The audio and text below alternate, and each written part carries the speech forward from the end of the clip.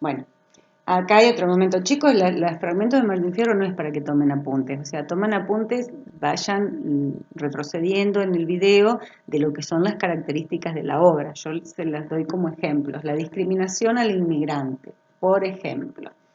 Cuenta él estando ya en la frontera, lo llevan, decíamos, obligado a la frontera y dice, y pa' mejor una noche que estaqueada me pegaron. Estaqueada lo ataban ponían 4 estacas en el piso, lo ataban con cueros mojados de brazos y de piernas a las estacas y cuando salía el sol el cuero se empezaba a secar y se empezaba a achicar, entonces te descoyuntaba, era un dolor terrible, o sea, te iba estirando los brazos y las piernas y aparte que te dejaban todo el día el rayo del sol. Era un modo de tortura, de castigo, digamos, en la frontera, que también era un modo de tortura terrible.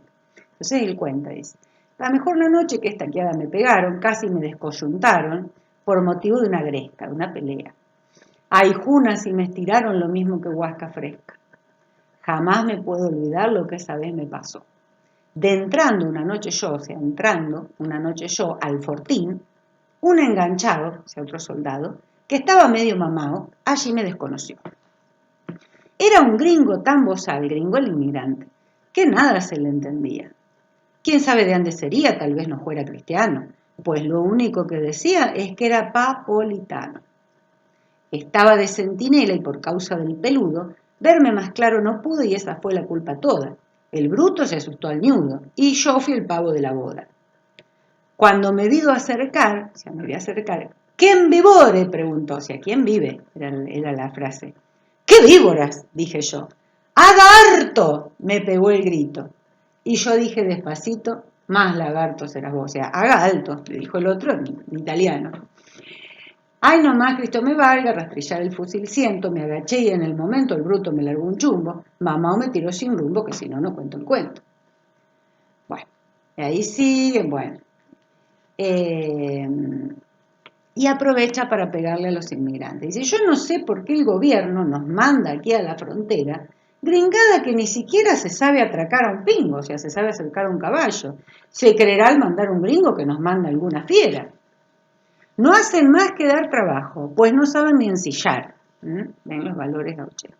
No sirven ni para carnear. Y yo he visto muchas veces que ni volteadas las reses se les querían arrimar. Y lo pasan sus mercedes lengüeteando pico a pico, hasta que viene un milico a servirles el asado. Y eso sí, en lo delicado parecen hijos de rico. Si hay calor ya no son gente, si hiela todos tiritan, si usted no le da no pitan, o sea, no fuman, para no gastar en tabaco. Y cuando pescan un naco, uno al otro se lo quita. Bueno. Para bichar son como ciegos, no hay un ejemplo que entiendan. No hay uno solo que aprenda al ver un bulto que cruza a saber si es avestruza, un avestruz, o es jinete o es hacienda. O sea, bueno, está entonces, vuelvo a retomar, otra de las características del Martín Fierro, el tema de la discriminación a los otros tipos sociales que no son el gaucho. Otra cuestión en el Martín Fierro, ¿qué me faltó?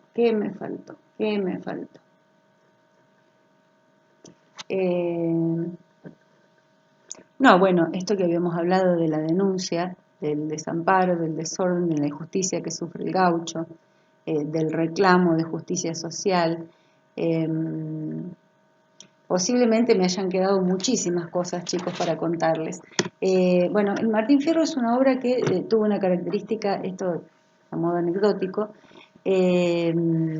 cuando surge la primera parte del Martín Fierro se convierte muy rápidamente en una lectura, un libro muy leído, muy adoptado por las clases populares, que la mayoría no sabían leer y escribir, pero siempre había uno que sabía y leía para los demás. Entonces se hacía la ronda en la pulpería y ahí uno le leía a los otros. Pero se hace se vende mucho. Pero la crítica culta no lo acepta. Un Cané, un Sarmiento, un Wilde, que eran grandes referentes de la literatura de aquella época, no lo aceptan. De hecho, Cané le dice, usted se limitó a improvisar después del mate. O sea, lo que usted escribió no tiene valor literario. Y no era así, porque se conservan los borradores de Martín Fierro y se ve que él, si bien lo escribe en muy poco tiempo, en unos meses, se ve que tacha, que corrige, que mejora. ¿Por qué lo discriminaba también la crítica culta? Por el uso del lenguaje gauchesco. Porque el lenguaje gauchesco es un lenguaje muy popular, no era un lenguaje que se veía en la literatura, digamos. Entonces, el tema de características, digamos, de este lenguaje, el cambio de consonantes o el agregado de consonantes, en vez de entrando, la eliminación de consonantes, en vez de arrumbado, arrumbado. El cambio de J por F, en vez de fui, hui. No, perdón, de F por J. En vez de fui, hui, por ejemplo. Y como eso hay muchas características que por ahí está bueno que las sepan, porque por ahí lo que les cuesta del Martín Fierro, como la lengua gauchesca tiene estas características, si ustedes saben que hace estos cambios, les va a ser más fácil entenderlo. A ver si me acuerdo. El cambio de E por I, por ejemplo, en vez de decir peor, el gaucho dice pior, es papior. La eliminación de consonantes, bueno, ya la hablamos. El cambio de la B larga por la G, en vez de decir bueno, dice bueno, el gaucho. Entonces, bueno, vuelvo a decir, la primera parte es aceptada por el pueblo, pero no por la crítica culta. En la segunda, que es en 1879, por una parte, él ya había aceptado el orden imperante, ya participaba en política, ya estaba del bando de los ganadores. Y eso por un lado. Y por el otro, esta cuestión de la gran aceptación que había tenido la primera parte, ahí ya se ve que Hernández le dedica el prólogo, dedica el libro a estos grandes referentes, como Canet, vuelvo a decir, como grandes referentes de la literatura, o sea que se ve que ya hay una aceptación de la crítica culta del libro. ¿Qué otra cosita? A ver, déjenme ver, que me haya olvidado. Bueno, el tema de lo literario en Martín Fierro, metáforas populares, comparaciones, personificaciones populares, muchísimo. Es decir, hay un trabajo literario, más allá que el lenguaje gauchesco, hay un trabajo con recursos que son propios de la literatura y que lo convierten justamente en un clásico, en un libro que sigue siendo leído a pesar del paso de los años. ¿Qué más me faltó? No, creo que más o menos está. No, ahí estamos. Bueno, la importancia del monólogo, creo que eso no lo había dicho, si uno lo compara con la gauchesca anterior, por ejemplo, Hidalgo, que aparecía el diálogo entre dos gauchos, lo mismo Estanislao del Campo, el diálogo entre dos gauchos, acá es el monólogo, es el gaucho solito que toma la guitarra y canta. En la primera parte va a ser Martín Fierro, que va a contar su historia en la ida, y en la vuelta van a aparecer las historias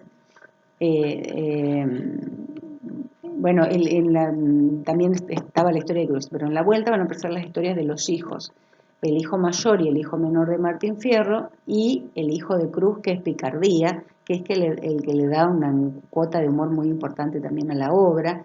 Aparece el viejo Vizcacha, que era el tutor que le endosan al hijo menor de Martín Fierro. Cada cual toma la guitarra a su vez y cuenta su historia.